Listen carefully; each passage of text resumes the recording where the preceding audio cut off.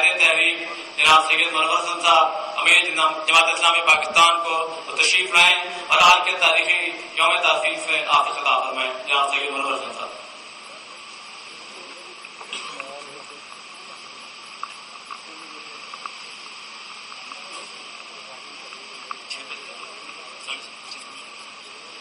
السلام علیکم ورحمۃ اللہ وبرکاتہ. الحمدللہ رب العالمین والصلاۃ والسلام علی رسولہ الکریم وعلی آلہ وصحبہ اجمعین. اما بعد فاعوذ باللہ من الشیطان الرجیم. بسم اللہ الرحمن الرحیم. واذکروا اذ انتم قلیل مستضعفون فی الارض تخافون ان یتخطفکم الناس فآواکم وأیدکم بنصرہ ورزقکم من الطیبات لعلکم تشکرون. صدق اللہ العظیم.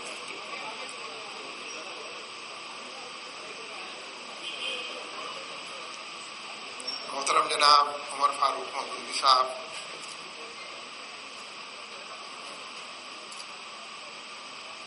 دیگر ذمہ داران جماعت، حاضرین مجلس، میرے بھائیوں، دوستوں، عزیزوں اور ساتھیوں،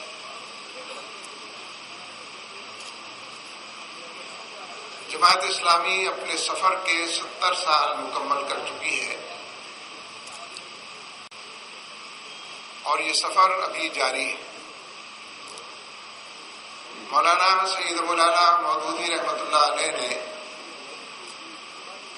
جس لمحے تاریخ میں اس جماعت کی تاسیس کی تھی، وہ لمحے تاریخ کئی حوالوں سے بہت اہم ہے. ان کی تحریریں تو اس سے پہلے بھی چھپتی رہیں، حالات کا تجزیہ کرتے رہے، امت مسلمہ کی گراں-باری کا عنوان سجاتے رہے اور لوگوں کو حق اور سچ کی طرف دعوت دیتے رہے. لیکن جس وقت جماعت اسلامی کی تاسیس ہوئی ہے تو وہ دور دو خصوصیات سے عبارت تھا. ایک یہ کہ وہ نظاموں کی کشمکش کا دور تھا. دنیا بھر کے اندر نظاموں کی کشمکش موجود تھی. ایک طرف مغرب کا سرمایہ دارانہ اور تہذیبی نظام تھا اور اس کی آف شور سیکولرزم اور لبرلزم کے اور نیشنلزم کی صورت میں موجود تھے، اور دوسری طرف مشرق سے ابھرنے والا کمیونزم اور سوشلزم تھا. اصل میں تو یہ سب ایک ہی تھیلی کے چٹے بٹے تھے اور ایک ہی عنوان بندوں پر بندوں کے حکمرانی کے قائل تھے.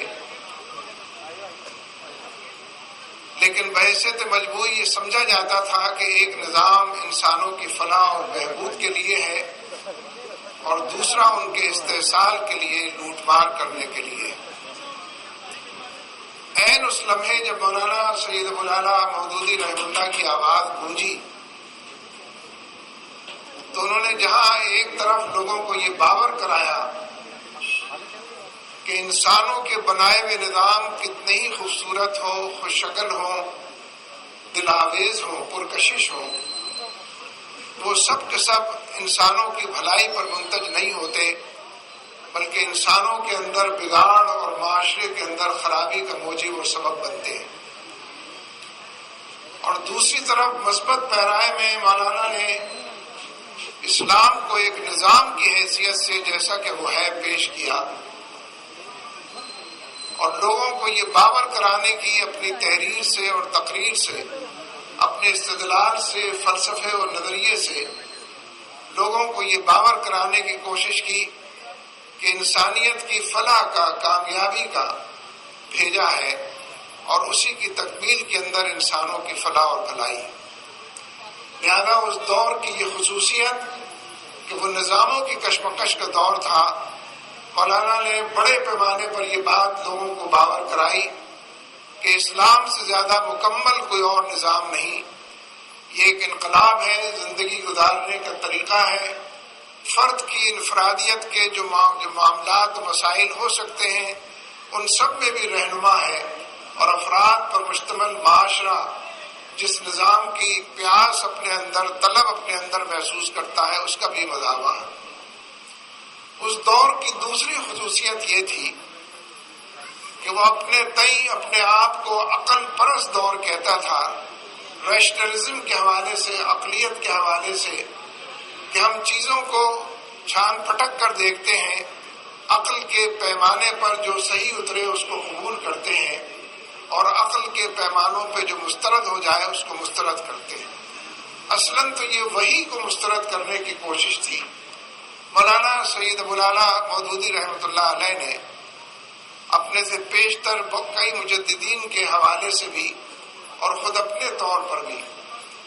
اسلام کی تمام تعلیمات کو، اسلام کی تعلیمات اس بات کی محتاج نہیں ہے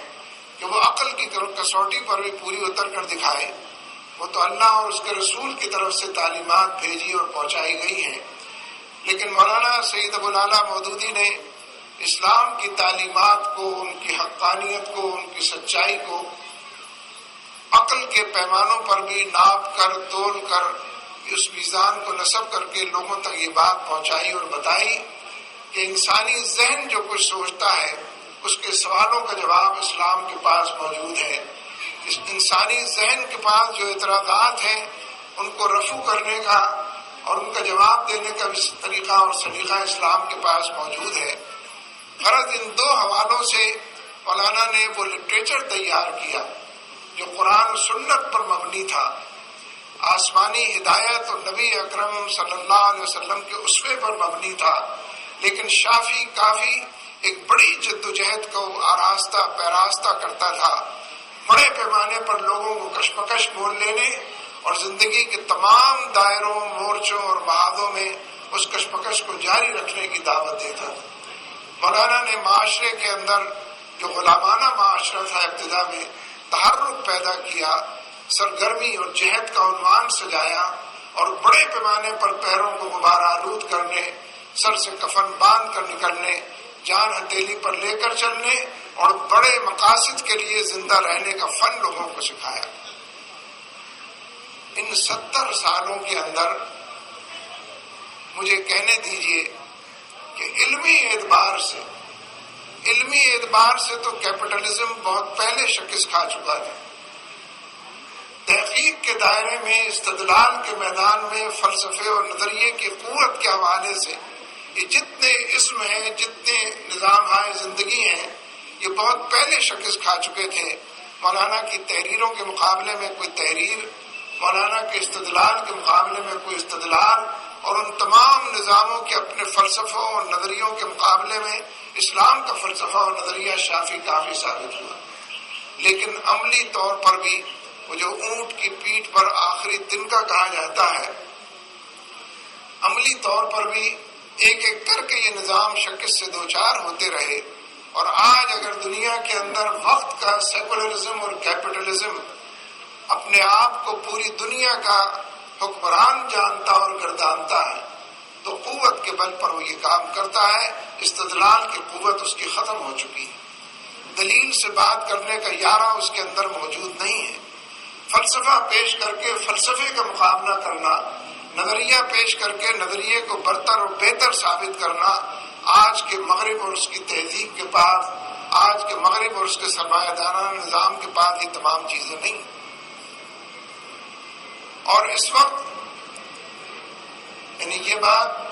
فلسفے کے حوالے سے بھی لوگ کہتے رہے ہیں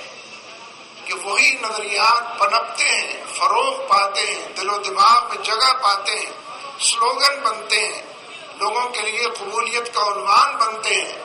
جن کے پاس استدلال کی قوت ہو اور کوئی ڈیلیور کرنے اور انسانوں کے معاملات اور مسائل کو حل کرنے کی صلاحیت جن کے اندر موجود ہے۔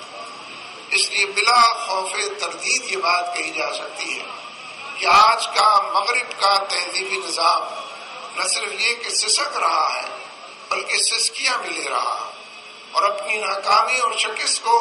نوشتہ دیوار افغانستان میں بھی دیکھ رہا ہے، عراق میں بھی دیکھ چکا ہے، فلسطین اور کشمیر کی وادیوں کے اندر بھی اس کو دیکھا جا سکتا ہے۔ لہذا یہ پورا سلسلہ ہے نظریات جا بجا مختلف دائروں کے اندر شکست سے دوچار۔ جو نظریات طاقت کے بل پر اور عسکری قوت پر اور بارود کی برسات کے نتیجے میں زندہ رہنے کا ثبوت دیتے ہیں، وہ اس بات کا اعلان کر رہے ہوتے ہیں کہ محض طاقت ان کی دلیل ہے، محض قوت ان کا استدلال ہے، اور محض زور زبردستی اور بارود کی برسات ان کے زندہ رہنے کا سبب ہے۔ اس لیے وقت گزرا ہے، حالات بدلے ہیں، اور بدلتے ہوئے حالات کے اندر تمام نظام ہائے زندگی ایک ایک کر کے سین سے رخصت ہوئے ہیں، اپنی منزل کو پہنچے ہیں، ڈھلان کی طرف چلے ہیں، بربادی کا سودا انہوں نے کیا ہے۔ معاشرے کی حیثیت سے، انسانوں کو کے پسندیدہ نظریے کی حیثیت سے صرف اسلام، پوری دنیا کے اندر کہیں سوشلزم زندہ باد کا نعرہ نہیں لگتا، پوری دنیا میں کمیونزم کے چاہنے والے بھی کمیونزم کے حق میں استدلال نہیں پیش کرتے، اور مغرب کا سیکولرزم اور لبرلزم تو بہت پہلے ہی یہ دہائی دے چکا اور لوگوں کی نظروں سے اوجھل ہو چکا ہے۔ فی زمانہ صرف ایک نعرہ ہے، ایک فلسفہ ہے، ایک نظام ہے جس کے لیے لوگ جانیں دے رہے ہیں، جس کے لیے لوگ نعرے لگا رہے ہیں، جذبہ جہاد کی بات کر رہے ہیں، شوق شہادت کا عنوان سجا رہے ہیں، اور دور تک پھیلی ہوئی اس بھری پوری دنیا کے اندر اپنے آپ کو منوا رہے ہیں۔ لہذا حال جن لوگوں کا یہ ہے وہ اپنے مستقبل کی گواہی بھی اپنے وجود سے دے رہے ہیں۔ اس لیے مولانا سید ابو الاعلیٰ مودودی 20ویں صدی کے تو مفکر اور عالم اور فی الحقیقت آئیڈیالوگ تھے ہی، لیکن 21ویں صدی بھی انشاءاللہ جیسے جیسے یہ آگے بڑھے گی، انفولڈ ہوتی جائے گی، ویسے ویسے یہ اپنے آپ کو، اپنے بارے میں لوگوں کو بتائے گی کہ یہ صدی بھی مولانا سید ابو الاعلیٰ مودودی اور جماعت اسلامی اور اسلامی نظام کی برکتوں کی صدی ہے۔ اللہ تبارک و تعالی ہم سب کا حامی و ناصر ہو۔ اقول قولی ھذا استغفر اللہ لی ولکم ولسائر المؤمنین۔